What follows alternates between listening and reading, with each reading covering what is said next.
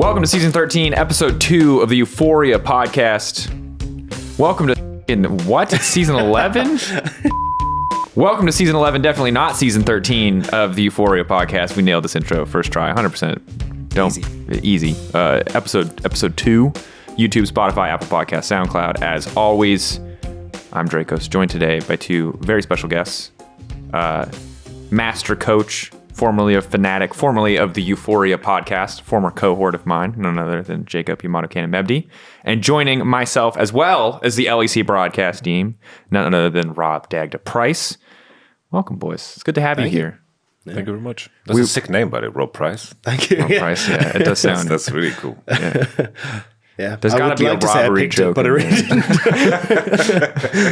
That is the thing, right? We both kind of lucked into just interesting names. Yeah, because like we could have all just picked cool names. You know what I mean? It would have been really bad. Imagine like you turn 5, you pick a name. It would be like Beyblade Master. I would name myself after the Everyone Red Ranger. I would have been like, I would have been like Tommy Beyblade after the Red Ranger in my favorite show, Tommy Street Shark. You know, like, oh my god, I like that though. But I meant more like in show business, right? Because like in theory, before you're a public persona, you know, you can be whatever you need to be legally for paperwork and when you get paid. But on show, you could have been anybody. Could have made up any name you wanted. But we all just, we kind of did, obviously. I picked very poorly. You guys both have pretty good names, so. Dagda. Yeah. Reminds me of Age of Empires. Oh, Irish god. Irish god of what?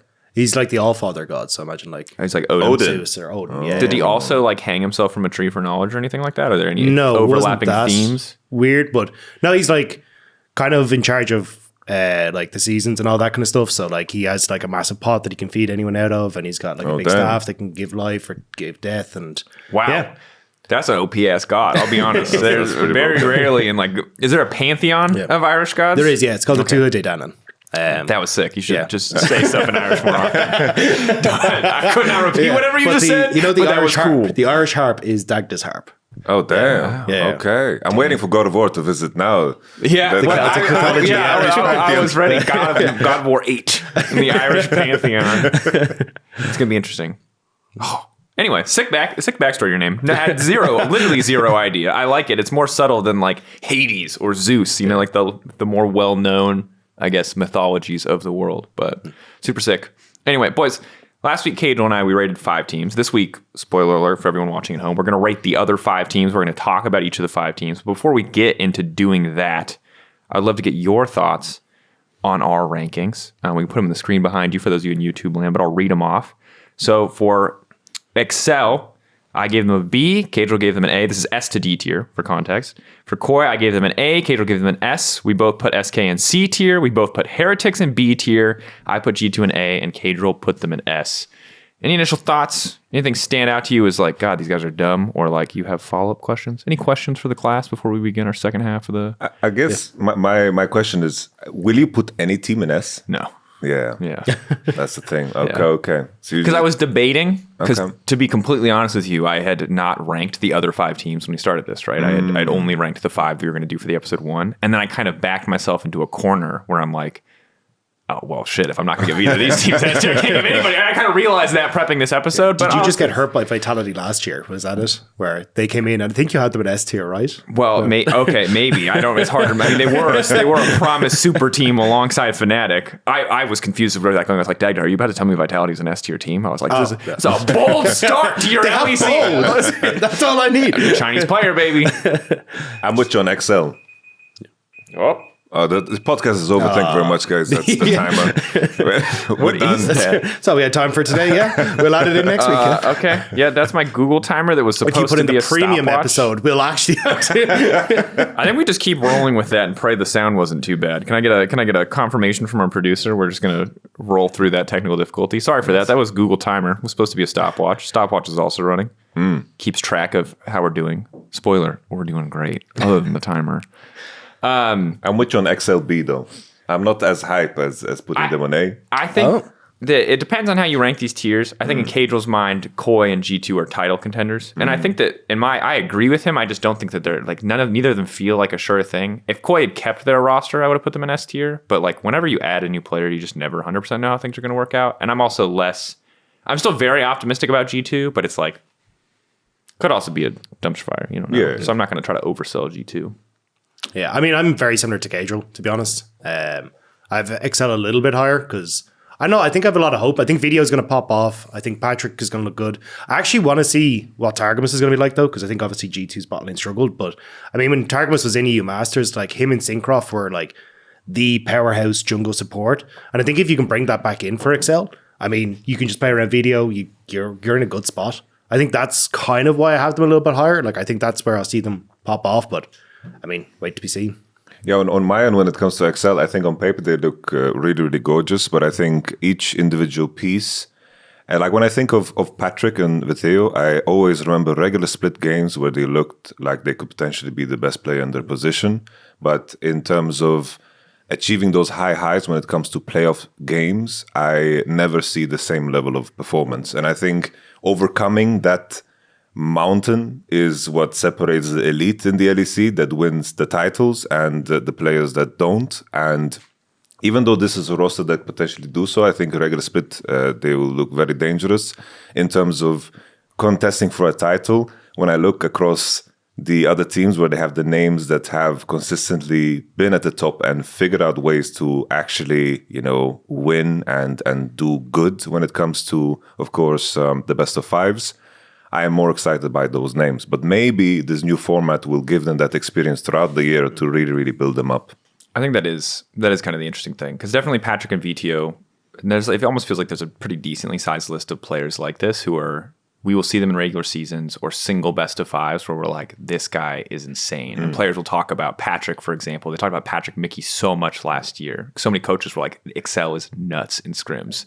They're going to blast and then they just like fell apart in playoffs, right? Yeah, so I think I'm with you. I'm generally more on the pessimistic side of most teams. And so it's just like, I'm ready to be wrong and I'll believe it when I see it, kind of. But until someone has like crossed that threshold into like almost household name of Europe, it's really hard to give them, for me at least, that same benefit of the doubt. Yeah, for sure. I'm with you. Seems like generally similar sentiment.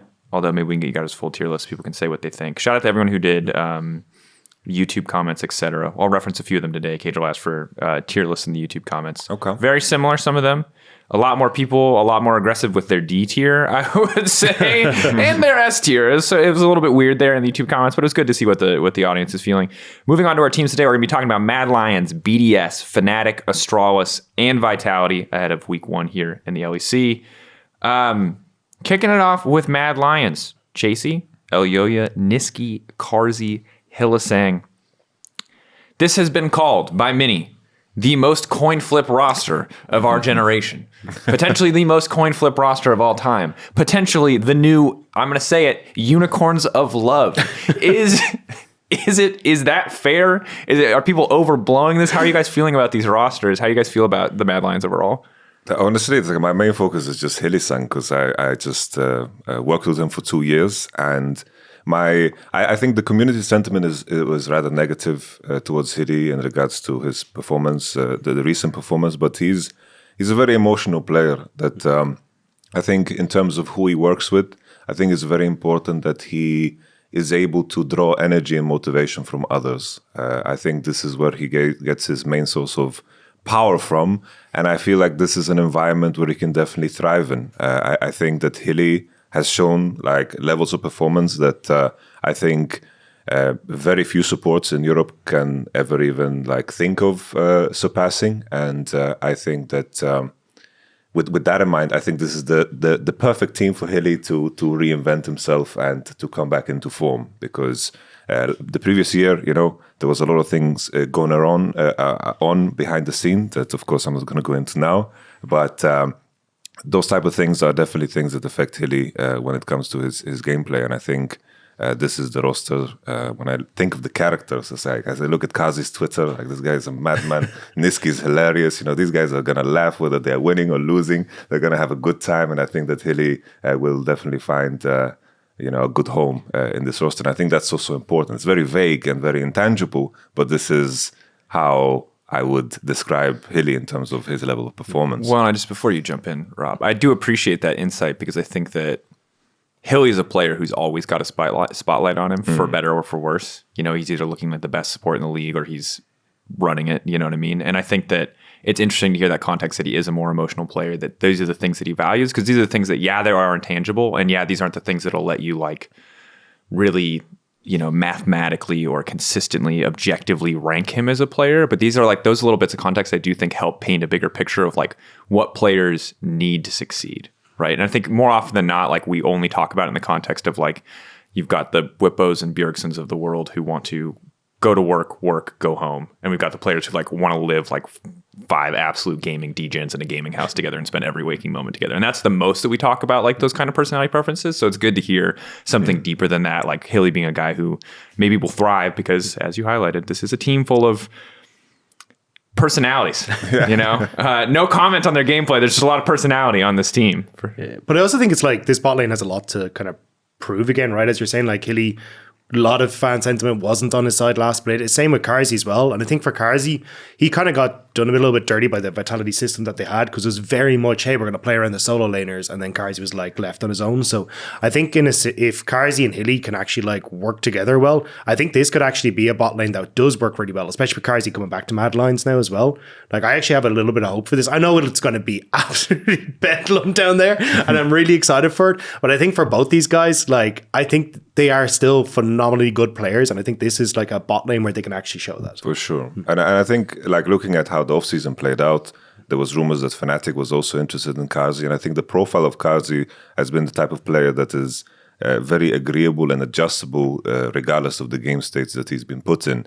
I think when Mad Lions were the most successful and they won back-to-back splits, Carzzy was often left on his own, and Kaiser and Elioya and Humanoid were doing a lot of damage together. And then whether Carzzy was 0-5 or 0-0, 50 CS behind, 50 CS ahead, it really didn't matter. His performance was always, consistent, and it never seemed to affect him in regards to the game state. And I think if they can follow that mold and like Hilly-san becomes completely unleashed and Carzzy gets to adapt to that, that would be super, super good. But then the question is, when you tie it to the current meta, it's like, can I imagine these two playing Lucian Nami together? That sounds bombastic. Nope. I can't. It's like Yuumi Zeri together. Who knows what the meta will throw at them. If it lands in the right place for this type of a team, I think it can be super, super good. Well, and in a world, I think the thing that excites me the most about this roster is support jungle. Like in a world where supports are actually allowed to leave the lane, right? Please. Please. Elioya Hylissang, are you kidding me? Like Elioya, I think, did everything he could to put Mad Lions on his back in spring when that roster did not make playoffs, when they were a hot mess. He was trying for his life. Things obviously got a lot better with Niski coming in. And I'm optimistic that if, again, the meta allows, like these two together could just break games open. And now they can also sprint it. I think that's the caveat we always have to add, because I think that Hylissang is a guy who, and maybe you can correct me if I'm wrong on this, but I know since his days in the Unicorns of Love, this is a guy who like really sees micro in such clear detail, and he will do shit that people just do not expect or see coming, because he is like, he knows so many weird champions. He's VOD reviewed every stupid trade he's ever taken, and he sees opportunities other people don't see, and that's what always, gets me fired up to see what he can do in terms of playmaking. Yeah, I think in terms of laning, I think the attention to detail when it comes to bot lane, I don't think I've seen anyone like that, like meticulous when it comes to it. I think him and Upset together, in terms of the detail they looked at in terms of lane phase, was absolutely crazy.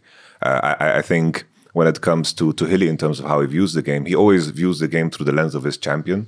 So there is going to be cases where, let's say, as a support, you're going to only find your opportunities depending on the game state. So let's say, for example, the enemy mid laner or enemy bot laner doesn't have flash, and he's playing, like, for example, Leona, the enemy doesn't have cleanse, then he views that window as his biggest opportunity in the context of the game. This is where he has the highest chances of having the most impact, and usually these are the moments that he really, really wants to pursue in the game. And when he gets that confidence from his teammates to follow along on that journey, this is where Hilly has his super, super high highs, because he's very, very clearly tied to when he is the strongest. But sometimes where there can be a little bit of friction is when some players on the team are looking at the context of the whole game in a bigger picture. Maybe there's some big item that is being finished. Maybe there's going to be a Drake soul point. Maybe there's something that is like has a wider, horizon in terms of when the payoff will be, and that is sometimes where the friction comes in. But when Hilly gets that trust, he definitely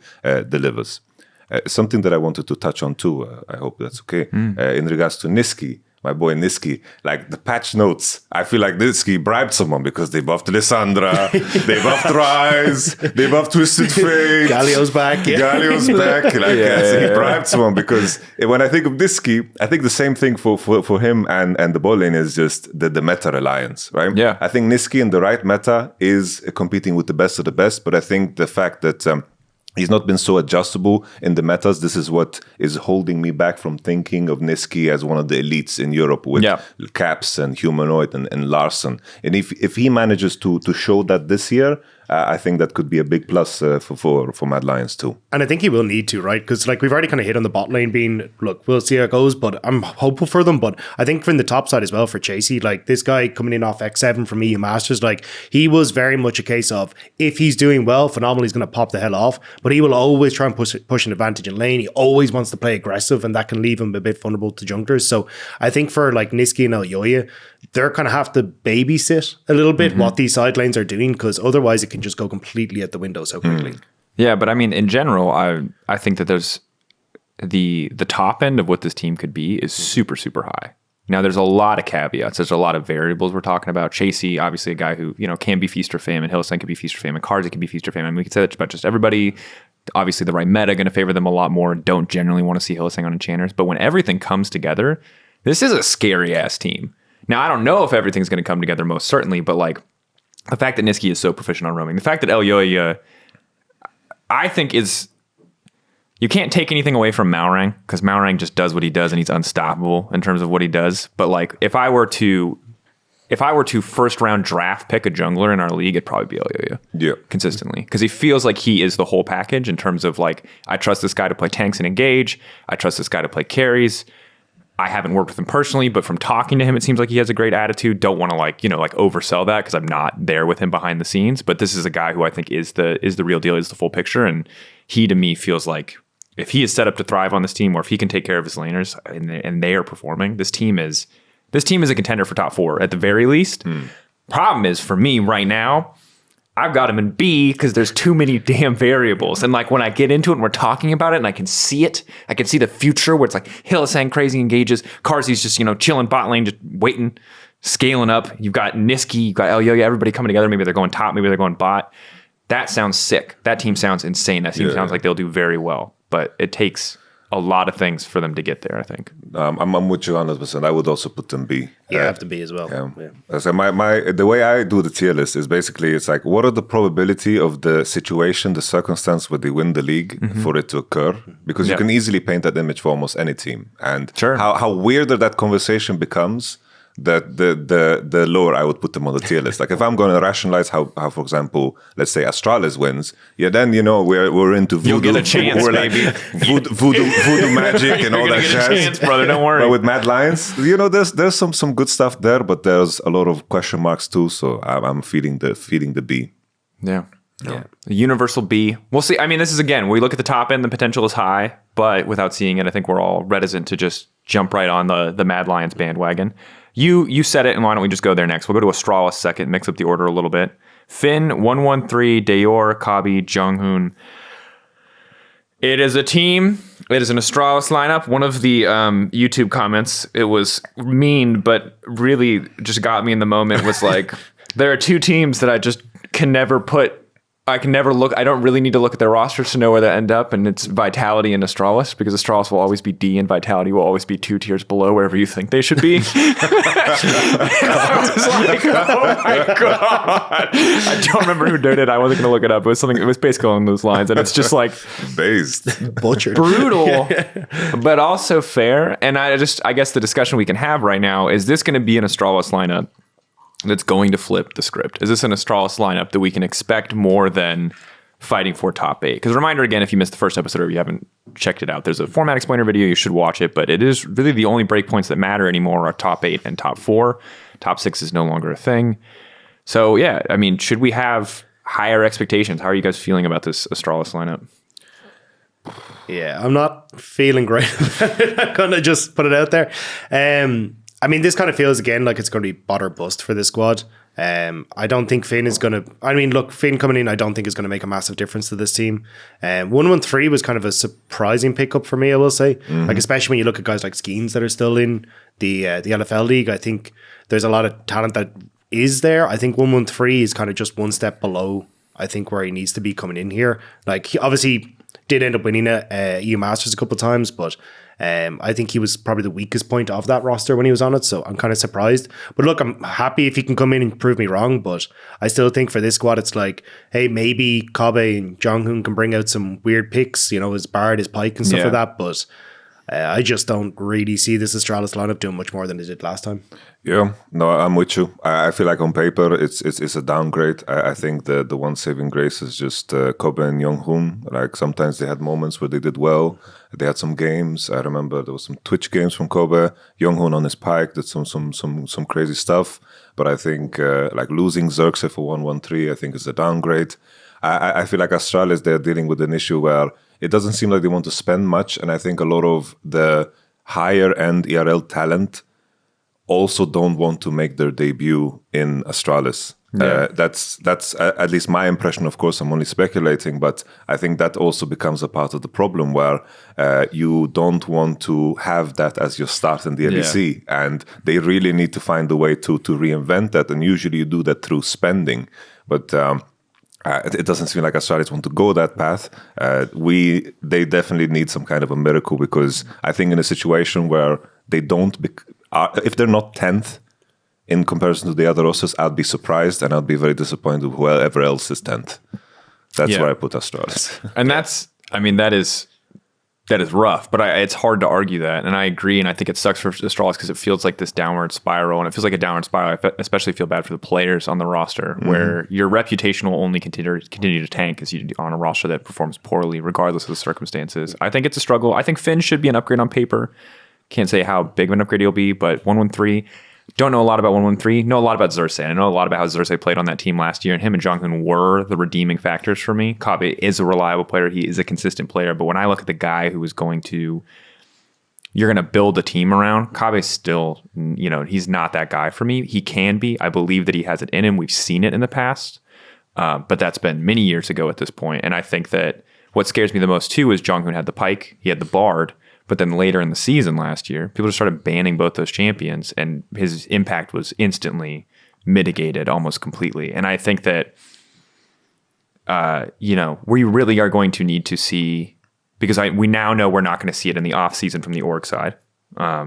We need to see a rebirth for these players, and I don't know where that's going to come from. That's a lot of pressure on guys who are kind of already expected to fail. Maybe expecting so little from them will make it easier for them. I'm not sure, but Dayor had a Vex. There's like one or two shining lights for each of these players, but when you talk about grasping at straws to kind of how they get it, you're essentially trying to draft the perfect 5-man team comp for this team every game, and if they get those exact 5 champions every game, Finn and 113 don't really fit into this, but from last season, you could fit the team into this, then maybe they're making top 8. Yeah, I mean, I think the one saving grace for these guys maybe is for Dayor's champion pool kind of coming a bit back into meta. Like in EU Masters, he's a big Twisted Fate and Rise, kind of similar to Niski, right? Same conversation. So maybe they can make things work with that. Like he was a facilitator, so you get Kobe and Jonghoon going a bit easier. Maybe, as you say, they can hit 8th, but I really don't see these guys making it anywhere near playoffs, And maybe, if anything, like if I'm strategizing as the coach for the team Astralis, it's like, how am I going to approach this season?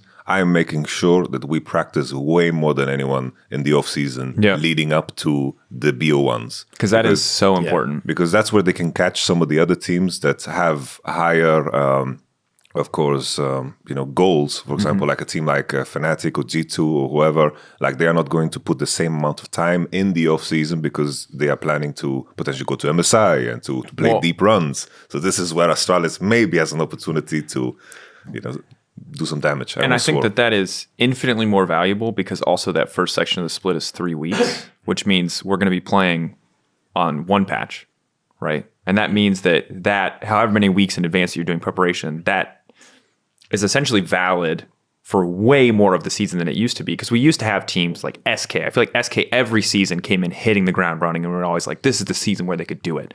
And then the patch changes and the other teams start to catch up, and suddenly we're back to square one. Now that momentum, because of how tight the seasons are and because of how the patch changes are working out comparatively, where we're on like 1 or 2 patches instead of like 5 or 6, means that hitting the ground running is much, much more viable. And I think if we do see a world where expected favorites, teams we'd expect to get top 6 in the past, top 8, top 4 now, get knocked down, it will be because teams like Astralis hit the ground, or other teams that we don't expect as much from, hit the ground running and are like completely ready, have a good read on the patch, because that will carry you so far. For sure. That is a third of your best of ones if you come into week 1 with a good strategy. Yes. You know what I mean? Like it's actually nuts. And to add as well, considering, like, from my experience, playing super weeks is super exhausting.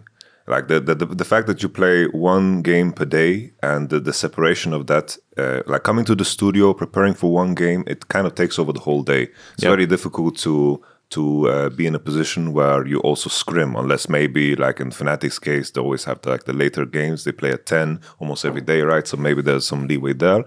But if you fall behind, you're going to have a lot less time to actually practice, because you're going to have potentially 1 break day, 3 days of scrims, and then boom, super week again. So momentum is going to be super, super important. We've been in situations so many times where teams like Vitality or whoever, they start the first super week 0-3. Who cares? They're going to get into playoffs anyway. But now if you do... Sweaty hands. Sweaty. If you start 0-3, it's not a death sentence, but it's rough. And especially because like the good news for the teams that are potentially going to start 0-3 for any of them, whether it's, a lineup who's starting slowly or a lineup who's just getting blasted, is like you just have to make top 8. Yeah. You just have to not be in the bottom 2. You just cannot be 9th or 10th. So I feel like it balances out a little bit, but it's still going to be an absolute rat race. Astralis D tier. Is D the lowest? That's D is the lowest. Okay. Sorry. That's a bit mean. Can I put them lower? Not a lot of faith in Astralis. Astralis are our expected 10th place team. Yeah. It's grim, but for the sake of the boys on the roster, for the sake of staff behind the scenes, I hope it works out better for them. Moving ahead to our next team, 3rd on the list, none other than Fnatic, Wonder, Razork, Humanoid, Reckless, and Rux.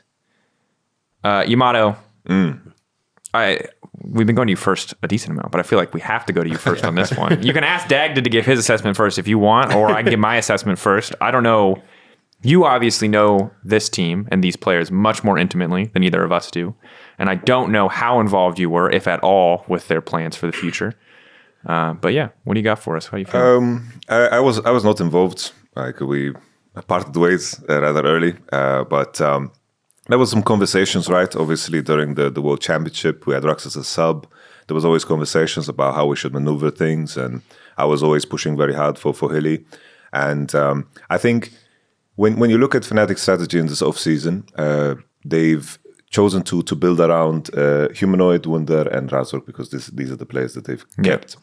And I think that the main question always is there an improvement in that side? Because on paper, I think it's not an improvement. I think upset Hilly on paper, last year we had a fantastic roster, but we didn't achieve the highs that everyone expected, right? Yeah. So they've made changes to adapt to the 3 players that were kept. And then the question is Reckless and Rux, that addition, is that going to improve the performance of the other 3? Because that's the only world where I see that this team is going to do better.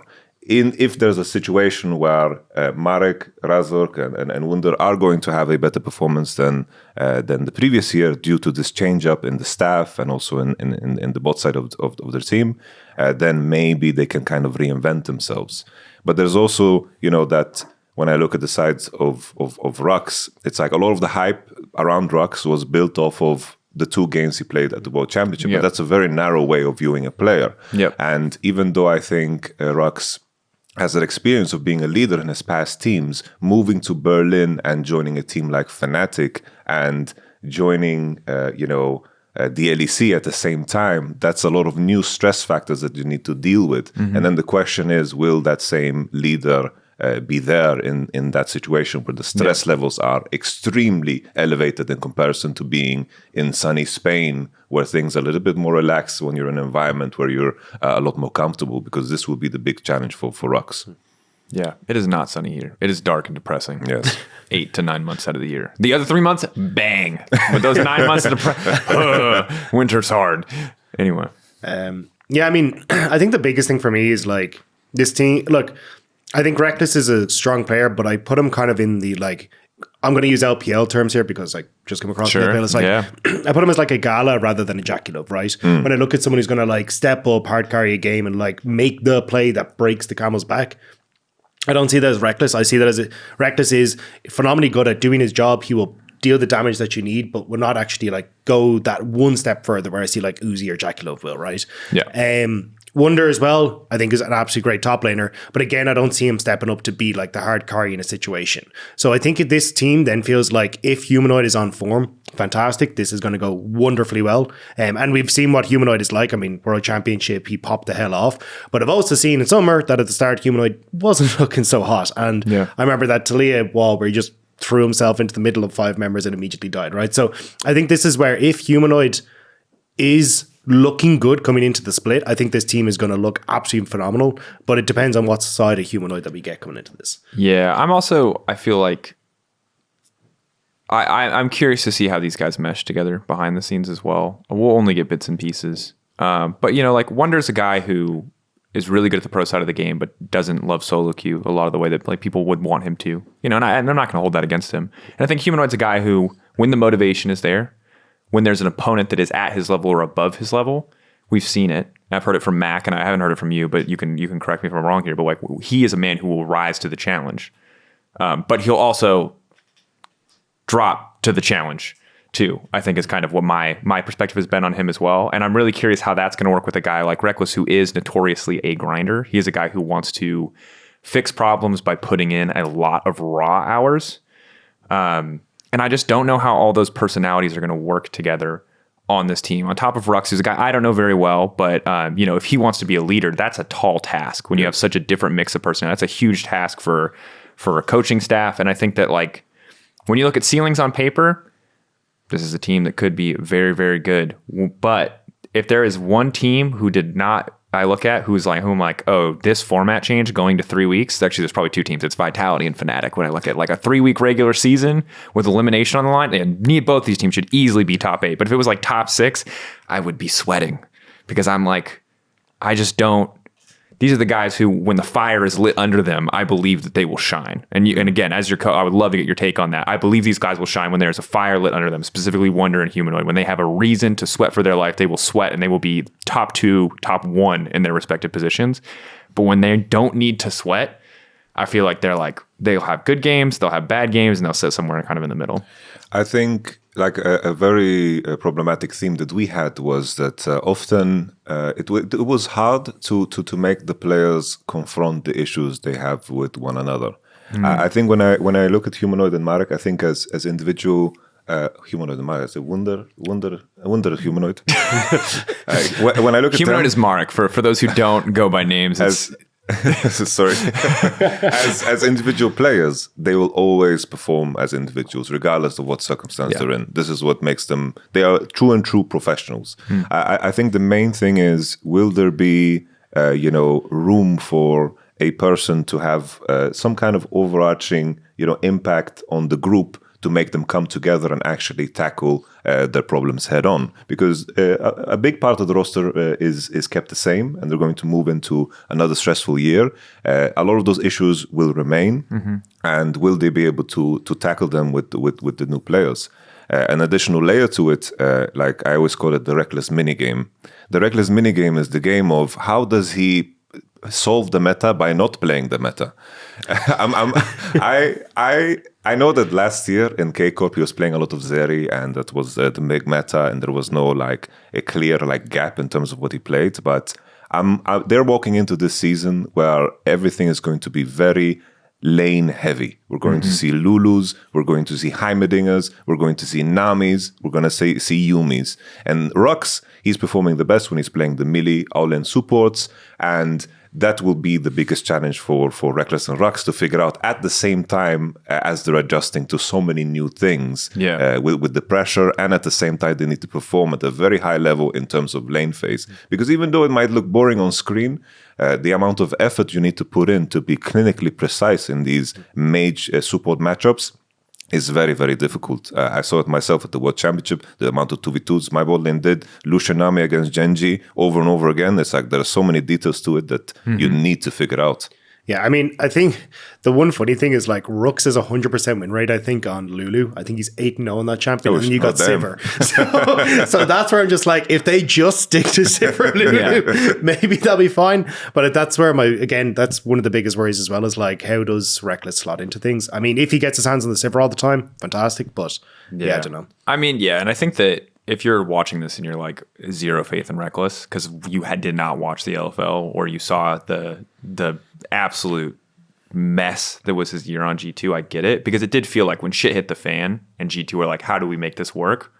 The answer that Reckless had, or the coaching staff and Reckless decided on, was like, back to the Jhin, baby. And like a meta where Jhin was like such a random pick. You know what I mean? Like, I don't want to say completely useless, but like pretty useless. And I think that's also the concern too, if we're talking about a team who, and for all teams, that they need to hit the ground running, right? It's very likely that for teams, like, because the splits are so short, you're going to live the emotional cycle of a split, the stress, everything way, way faster. And if Fnatic are a team that start 1-2, 0-3, then it feels like, is that the thing we're going to see the next week? Are we going to start to see those maybe off-meta comfort picks just trying to stabilize? And I feel like Fnatic could be a team that when they spiral hard. And it feels like this team is a more complicated puzzle than a 3-week best of one season is really going to allow them to solve. Now, I don't know how much time they've spent in advance of the season prepping and practicing together as a 5-man. Maybe they've already solved a lot of these issues, but there's a world where they've figured their shit out and they're great, because again, when you look at individual players, there's very high skill ceiling here. And there's a world where they haven't figured it out and it is a hot mess on stage. Yep. The sad truth is some teams, they are better when they practice less, because then they're not reminded of all of the issues they can't solve. And I say that from experience, and I will add nothing else. All right. Let's hope that issues get solved this year. That's what I'll say. I hope that everybody's solving their issues. Where are you guys putting them? S through D tier. Where do you guys see Fnatic? It's like I would have to put them A tier. Yeah. I just have a lot of faith still in the top side, and I think there's a world where they bring enough attention for Reckless and Rux to really show their strengths. Yeah. Because I have G2 and Koi as S tier, so I put Fnatic one step down, which is basically where I'm at. I mean, they have the ability to win the split, as you say, like if they can get everything going, but I just put them just below G2 and Koi. I put them on the same tier with Mad Lions. The only one that I feel bad about putting in B tier now is Heretics, because I think that they're probably a tier below Mad Lions and Fnatic for me. But I just, as a guy who's not putting anyone in S tier, I'm like, they're probably to me on the same tier as like Excel, etc. Because I think Excel is not going to have issues. They just have players who haven't broken through those ceilings. I expect them to hit the ground running. And for me, I'm worried about. There's just been more times in recent years, I feel like, where I felt like Fnatic isn't performing than I feel like Fnatic is performing. And to be fair to them, when they are performing, when you were coaching this team, you guys were making miracle runs and best of fives through like weird situations, top lane substitution, junglers coming in. Like, again, these are players where when the fire is lit, I have faith in this organization and probably in this roster as well to perform. But until that point, in these first few weeks, I'm just like, not no faith, but I'm like, I just don't know. It was surprising to me when I looked at like Fnatic hasn't won a domestic title since 2018. Yeah, that was like that's broadcast, baby. We keep talking about them. Yeah. Sorry, I'll go. Building you up. Oh man, it's hard to say. How do you? Can I ask, like, on a personal note, how does it feel when you step away from a team and you watch them? Is it like, are you worried for your boys because you spend so much time working for them? Are you optimistic for them? Like, How do you feel when you look now at this team, at this lineup, as someone who worked with these players for so long, worked so hard to help them get to Worlds, to help them make that journey? I guess there's always two sides to it. It's like it's the personal and then the professional. I think the professional side, I am detached, right, in a way that they made a decision and they moved this direction. No ill harm, no harm that way. I accept that. The personal side is, of course, like I want like Razor, Humanoid, and Wunder to do super well. Like I have so much history with Wunder. Rox was also such a good sport at the World Championship. Yeah. Like he was very helpful for us and just just a breath of fresh air in an environment that was the same for a whole year. Yeah. And having a new perspective there was really good for us. Reckless, I have history with. Like back in season 2, I played on the same team as him. I had a lot of conversations with him in the off season that I joined Fnatic, and we were considering. We were talking about how we wanted to work together. And all in all, I hope that they succeed because it's in the end these are my boys. Yeah. But on the professional side, when someone asks me my opinion, I have to say it how it is. Yeah. Hard line to walk sometimes in the world of esports. It's really easy to get close to players and personalities, but yeah, it is what it is. And sugarcoating it doesn't really help anybody. So we'll see ultimately. And that's the story for a lot of these teams. But again, new format, new season, new roster. All we can do is count the variables and bet on whether they're going to end up positive or negative.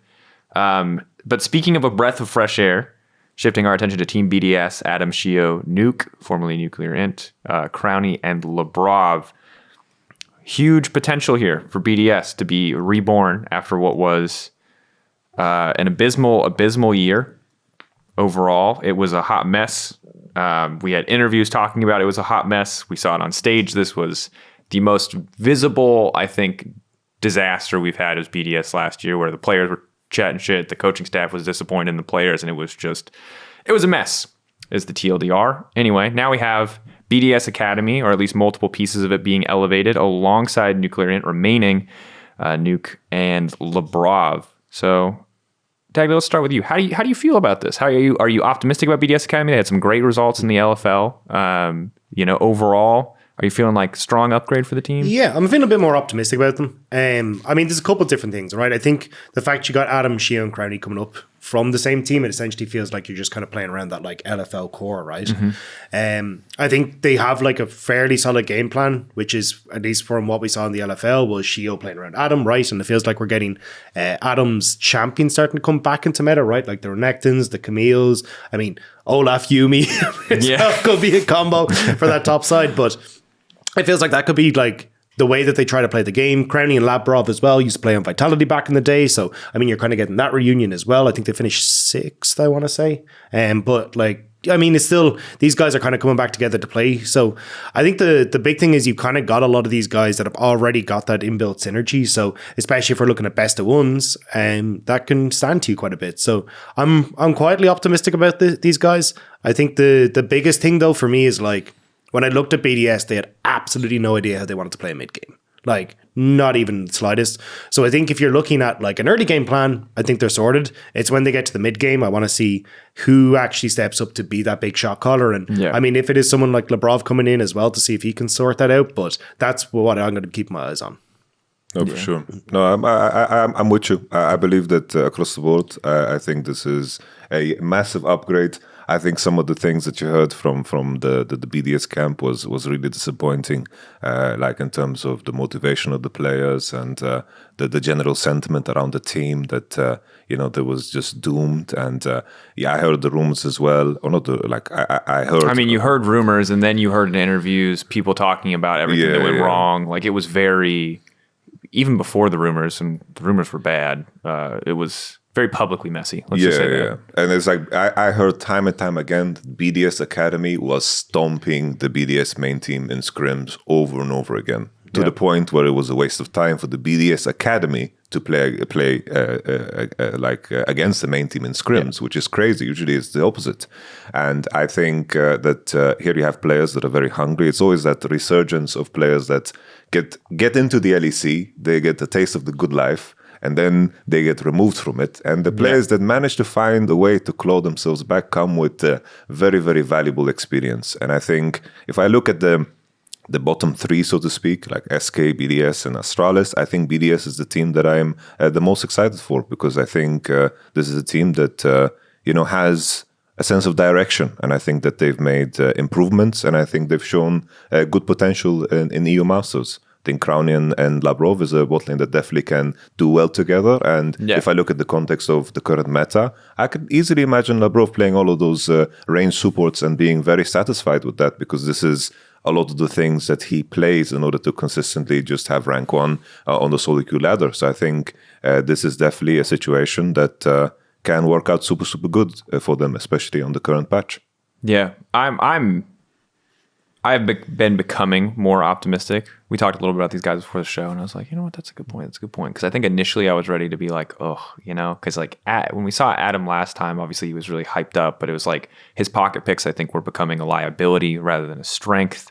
When we saw Nuclear Ant, this was the guy who probably had more expectation put on his shoulder than was fair, because this was the guy that they chose to build their roster around. But I think when a roster is crumbling, like BDS was last year, it's really hard to look at individuals and be like, oh, you should have done this, or oh, like your individual performance was really so significant when everything's going to shit. And I'm hoping for Nuke that he can step up in this, because this is a guy that BDS is very clearly super invested in. He's a guy that is sticking around here, that they want to do well.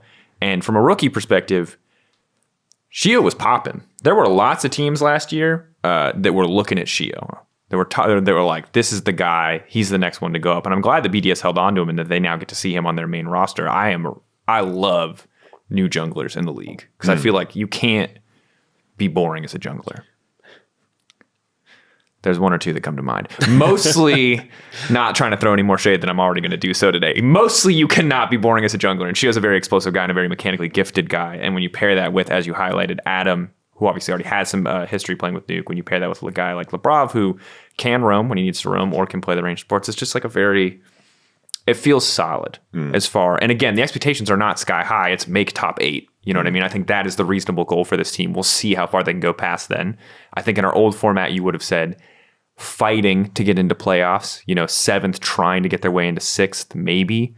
But I think in this format, get to best of 3s is the goal for this team. And I think that they're the easy favorite, I think, for that 8th place slot. Maybe contested by SK, but like cautiously optimistic about this team, I will say. Yeah, for sure. I would also add that as a group, the fact that they've have had experience within their dynamic, going into high stakes games, best of 5s, there is individual experience and then there's also group experience, because each dynamic kind of course, maneuver themselves differently depending on the situation. And I think if they're in situations where they're fighting for like their tournament life and those best of 3s, that happens so early on in the season, and that is going to be a very interesting experiment for all of the teams. But that's where this team also has some valuable experience that can definitely help them in the second round with the best of 3s double elimination.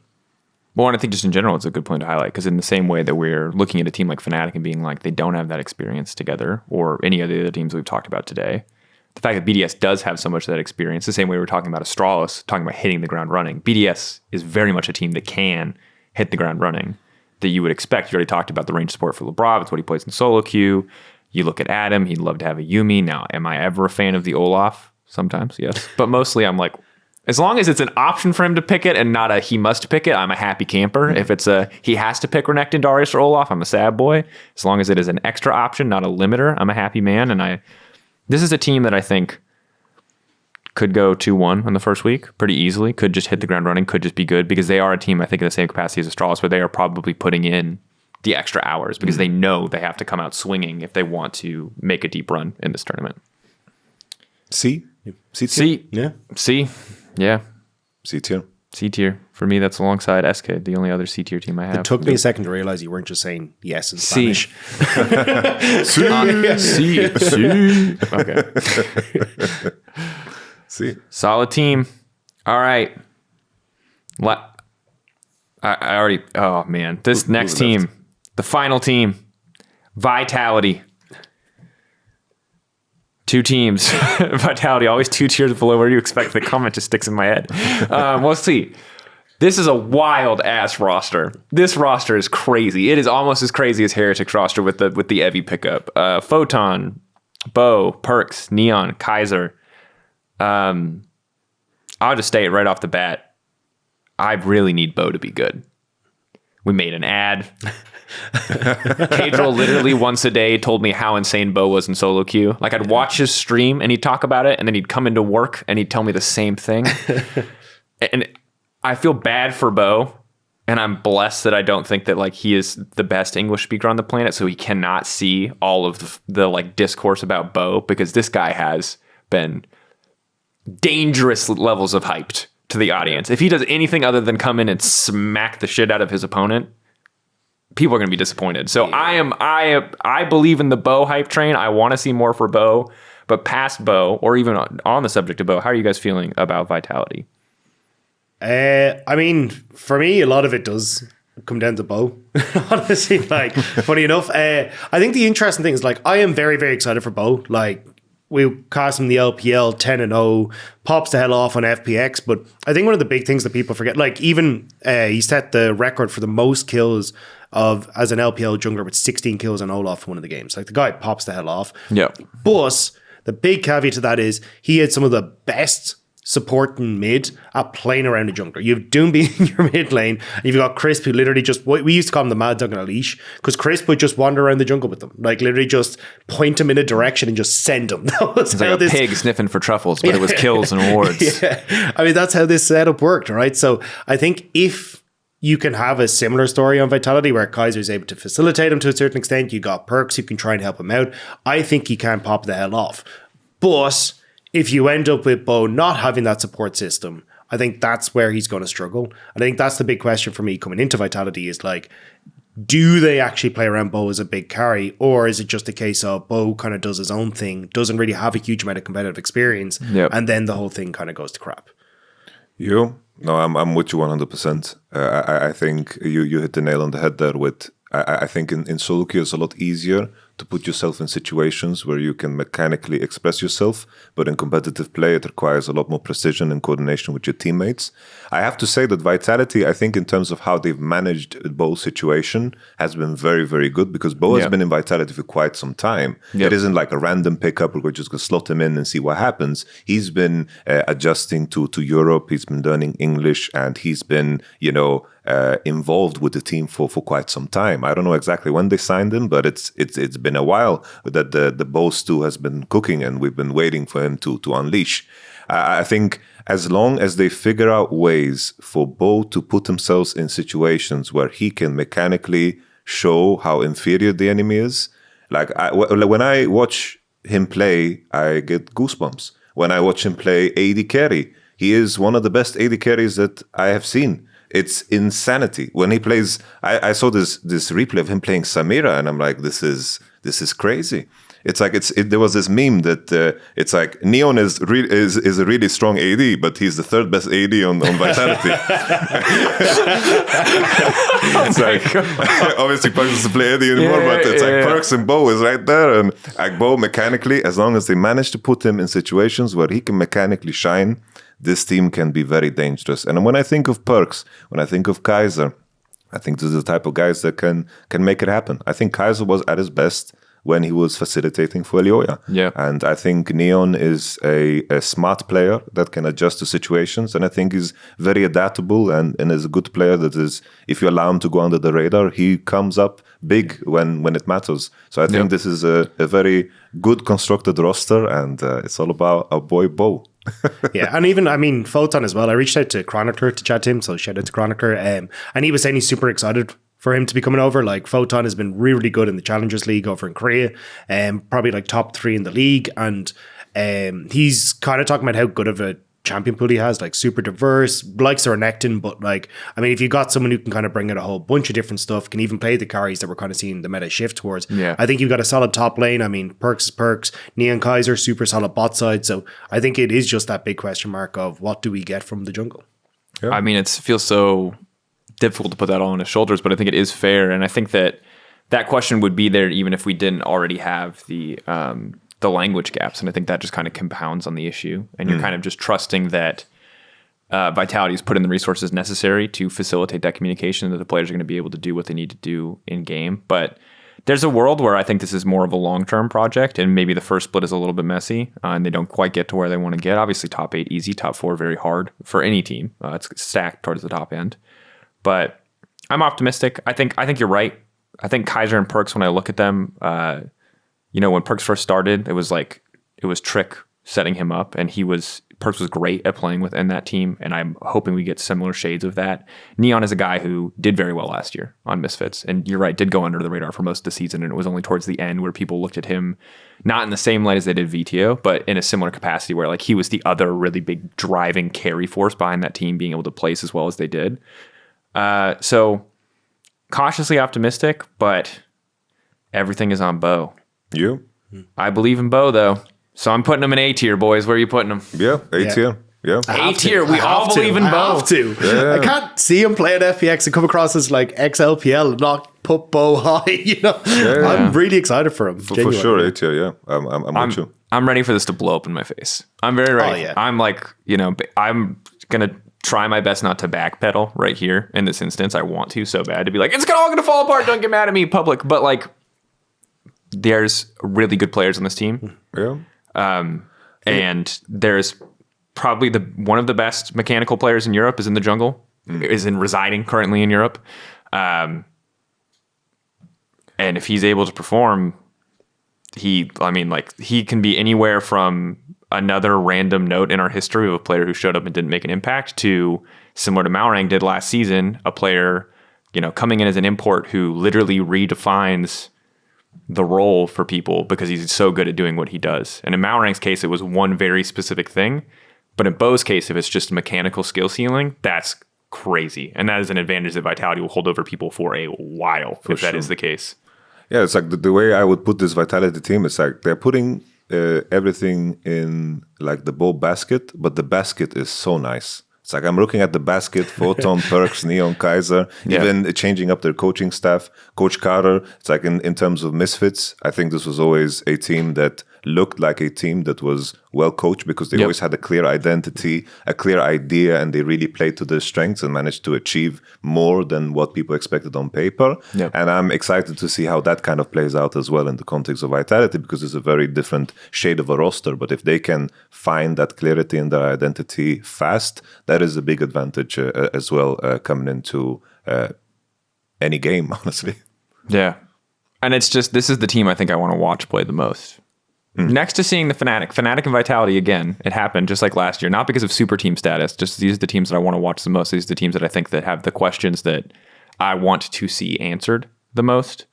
And in the case of Vitality, it is just that Bo question. That said, taking a look now, we've talked about all 10 teams over the course of these 2 episodes. The meta, we've hit on it. It's basically the same. We don't really have anything sexy going on. I mean, Cassante is up in the top lane. He's a handsome man. But past that, there's not really anything new or crazy spicy. Jack's coming out. I feel like there's a lot of stuff that I think we will topside that will probably exist more in the LPL than it will exist here as always. Jax was also popular in the past, and we never played it domestically. But sadly for literally anyone with a heart, Yumi is still viable in competitive meta. It's still Zeri. It's still Lucian Nami. We get the occasional Heimerdinger and Ashe. I don't know. I hate this meta. How do you guys feel?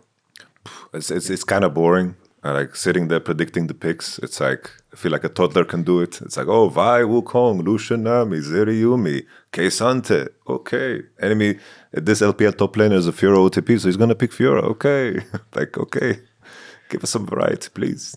Please. Yeah, I mean, the only somewhat interesting change is going to be in the mid lane where Ryze has become super popular. We're starting to see Kassadin on the fringe of stuff as well. Yeah. And that can make things a little bit more interesting. But I mean, when a lot of these are kind of hey, we're just going to play roam and play for side lanes because, I mean, our top, well, at least in LPL, right? It's we've got some sort of carry top. We've got Zeri, Yumi bot. Good, we're just going to scale to late and be fine. Yeah. So, yeah, it does kind of put a dampener on things, especially when I was hoping for a little bit more coming in with the off-season changes. Because on paper, it looked like massive changes. Yeah. And then it was just like, oh no, we're literally just straight back to the same thing. Like, did you guys see the patch preview of 13.2? It's like a bigger list than patch 13.1. Yeah. They're changing the whole bruiser class. They're changing the AD carry class. Yeah. They're nerfing every pick that has been consistently there, like Kassadin, Heimerdinger, Yumi, blah, blah, blah. Every champ that is being played, I feel like they know. Nerfed. They're like, nah, like we need something fresh. But it's so crazy to me because this is also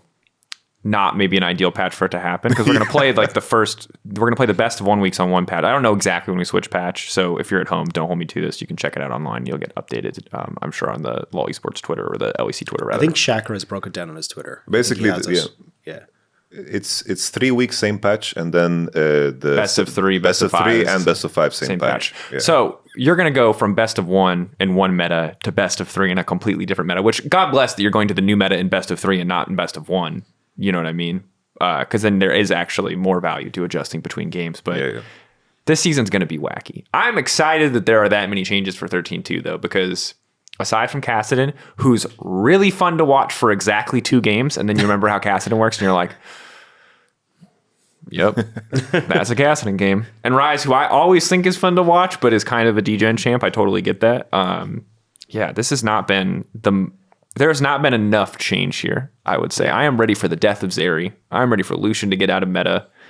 I bring back, for the sake of Europe, bring back Ornn, bring back Rel, bring back Rakan, bring back the occasional Pyke.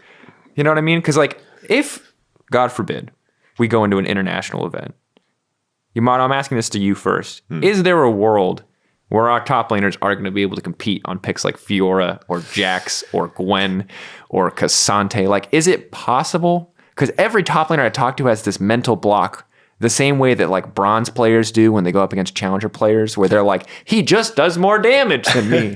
You know what I mean? And they believe it. It's cemented into their brain. And I hear the same thing from EU top laners that makes me very sad, where they're just like, I don't know what to say, man. He's just on another level. It's the shy trauma from all those years ago that the entire region holds on to. It's like I want to say it's like jumping into an ice cold bath, but I'm trying to find something that's worse in terms of the shock, because maybe, no, I can't think of anything that is worse. It's like if someone were to fill your pants with a bunch of beans and or spaghetti. Yes, both with a thick sauce. Thick sauce, just wildly uncomfortable. Yes, and you just have to live in that sauce.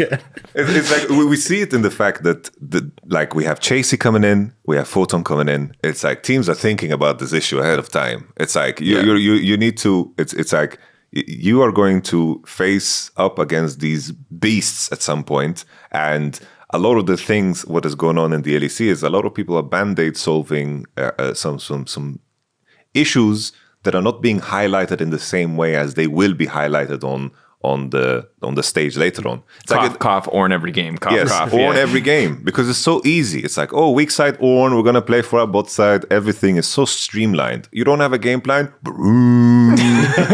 You don't have that didn't work? Okay, we wait for Ornn items. Donk, donk, donk. We scaled better than them. And it's so streamlined and easy, but then when you play against that solo laner that is going to be able to leverage his advantage into taking better position, and the enemy team is not going to fall for the Ornn horn. Yeah, you're going to choke on that Ornn horn. You're going to go for it. He's just going to be, you're going to have a Fiora just stabbing you in the throat. It's terrible, and it's like a big concern. It's like that's always the biggest issue when it comes to international tournaments. But there's more to it than just being able to play the champion. Yeah, it's also like when you watch, for example, the LPL or the LCK, the timing ganks, the sacrifices the junglers are willing to do to get those matchups ahead is very, very different. The amount of times you see a level 5 Wukong wait in the bush just until the enemy pushes up, just to get the kill, just to get bin an advantage, they know it's worth it, and they just go for it. And that cooperation, that investment is something that no one is willing to do, because it's very scary in Europe. Because, for example, in our case, last year, we were fighting for our life. The whole summer split. We come into Super Week, we need to win every game, and then we are playing through the loser bracket, need to win every game. We're not gonna risk it and bust out some Fiora action. Gragas, baby. Gragas, one more baby. time, Wonder. They will dive you, Wonder. Go for it, baby. Yeah. I mean, I get it. I think it's so difficult when that gap is there, and when that practice against that caliber of opponent is so infrequent, and you kind of just hope that, you know, maybe Photon brings some of that with him. You kind of hope that over time these players level up, or the teams are more comfortable investing those resources and maybe looking stupid for doing it. Yeah. But then in the long term, getting better for it, because every team, because this is literally always what has happened. The second the shit hits the fan, top laners are playing Ornn every game. Yes. The second you are 0-3, your top laner is playing tanks every single game. I'm just betting on it now. So do you think teams are actually going to like experiment at all coming into the first week of the split? Or do you think it'll just be, hey, we've only got 3 weeks, let's just crank out the Ornn? So what I heard is there was a bot lane meta in scrims, and then all the teams watched one set of LPL games, and it was instantly just the LPL meta every scrim after that. So and that was from a limited sample size and from a single source. So I'll take that with a grain of salt. But I have a distinct feeling that people were just trying to figure out what to play, and most teams that I have heard of are pretty happy to just let the LPL and the LCK just figure that out for them. So, but next patch, very big, very much in the middle of the season with no break. So that is where I think if we're going to see experimentation will come. It'll also be in best of threes, but short of 1 or 2 cheeses, I feel like it's going to be pretty vanilla for the teams. I wanted to get your thoughts on Cassante as well, because I've been watching a lot of LPL, right? He has a 33% win rate in the LPL right now, which is supposed to be where all the really good top laners are supposed to be. I've seen the clips, I know, like from Demacia Cup and stuff like that. I know Caedrel had that pop-off moment where Hoya just like murders Bin underneath his own tower and Aatrox, but it feels like those plays are becoming so few and far between as teams are getting better at playing against them. So I don't know. I feel like Cassante is kind of going to be a flash in the pan and then falling off, but can still have those really high highs. I just don't feel like we're going to get them as consistently and competitive. Yeah. No, I think that's completely fair. I think the nerfs hit him really hard, and I think also with a champion like Cassante, I think there is like this learning curve that definitely benefits the players that are against Cassante. Because I think playing Cassante was pretty easy to figure out, but understanding what this champion does, playing against it, I think that required a little bit more time. It's like, why does this champion have 5 dashes? You know, that's if you put that in someone's ear without understanding Cassante, that looks super, super scary. But I think now we see the Gwen, we see the Fiora. A lot of those matchups got a lot better with the Cassante nerfs of the move speed and the base damages. And I'm with you. I think Cassante, many games you just see him running around trying to catch up to people, and he just like kind of. I mean, he literally takes Ghost, right? Yeah, he's just jogging. Yeah, just running for his life. It's like Pepsi Man. It's just sometimes you see like those games where he's just running after running, people, collecting coins. That's all you can do. Trying to stack his Q, and it just doesn't work, and then he just dies. Yeah, I was when he came out, obviously thought he was broken, and he has been nerfed since then. But it does feel like a champion that people have been figuring out more and more. And I think that one of the things that I notice is that every other side laner in the game, really has some kind of sustain that they either build or is inbuilt into their kit. And one of the things we were watching LPL today on Wednesday, before this started recording, and I was just watching Gwen just kind of take advantage of the fact that Cassante just like, even if you go even in a trade, Gwen walks back and gets to heal up off the wave or heals a little bit more in the next trade. And it really does start to stack up. And I think that like, I feel like he's just been figured out, and he doesn't, I look at him in kind of a similar way to like Camille, where she's not really the greatest side laner on the face of the planet, but she provides a little bit more in the team fight. And I see him in the same thing where he's like a character between 2 roles, where he's tank and he's building tanks and he can have those impactful tank moments, but like he doesn't really fit the bill of what you want from a side laner more often than not against other comparable side laners. And against other tanks, he's probably outperformed by Ornn, maybe Gragas. And so when he's good, he's very good naturally. But when I look at like, what is the best situation to pick Cassante? It's like, when he has a really good lane matchup where he's objectively OP. And since he's no longer, I think, objectively OP, or at least feeling much less so, I think that just the worlds and the compositions that he fit into just feels like they're getting smaller and smaller and smaller. Yeah, and I like that people are starting to bring in AP matchups into him, because obviously Iceborne Gauntlet got changed coming into the season, right? So it only gives armor. So he kind of wants to build that item because it's like, hey, I need that sticking power. I want to be able to stay on top of this guy. But as soon as you stick him into a matchup with Gwen, it's like, all right, well, can't really build armor against this champion. So, but also like a lot of the items you want to build are armor, right? Like the other one is Sunfire Cape, help with your wave clear. You know what I mean? It's like it's actually It's hard. There's not very many, like there's good split resistance items, but there's not as many good MR items that actually really help you in that going laning phase that are actually really impactful in terms of your trading power. Like there's really good MR items, don't get me wrong, but most of them are not enhancing Kassante's combat power in the same way that Iceborne or Sunfire would be. Yeah, I would say like if anything, I think he fits in the box similar to kind of Renekton, where I think that you can probably with K'Sante, if you just queue the wave and you just push, you can create a situation where you push. And maybe if that's enough for your composition to win by potentially K'Sante being very strong around the first Herald fight, this is the same thought process around Renekton, right? That in most matchups he can push, and then around the Rift Herald fight with his Dominus and so forth, that he is just very strong in that fight. And usually, sometimes that can be enough to leverage the rest of your composition into a position where the rest of the composition is going to do the work, and K'Sante is just going to vibe and be there. I actually really like the comparison too, because I think that when we see Renekton's used well in late game, I think it's a lot of similar to where we see K'Sante used well in late game, where it is often isolating a carry, because in the context of a team fight, late game, similar to Renekton, if he has to walk at you and he's not coming in from a flank, he looks like he does absolutely nothing. But if you can get on top of your carry, which obviously K'Sante has great tools to do with his ultimate, he still has enough damage in his kit. He has enough sustain. His kit is strong enough not to solo every AD carry in the game in every circumstance, but to like really just murder a backline. Or I think the thing that he lacks is the thing that I love about Renekton in late game is like, worst comes to worst, you just sit on top of your AD carry with a point and click stun. You're like, come at me, bro. So a little bit worse maybe in some ways, but also better in the sense that he can in a perfect world, just isolate a carry from a fight. And even if he dies, even if that Lucian just one-shots him, you know what I mean? That Lucian's now on the other side of a big-ass wall. You know what I mean? So good. I see it. I see the potential. Definitely not as hyped about him as I was when he first came out and we were just watching him. Well, when he first came out, people were building like Divine Sunder and he looked kind of bad. And then people figured out Iceborne Gauntlet and Ghost and he looked disgusting. And now he's a little bit weaker and I'm happy about that. Last thing on the agenda, boys, week 1. It's right around the corner. Saturday, Sunday, Monday. A lot of thrilling games coming up. We've got G2 Fnatic, Mad Vitality.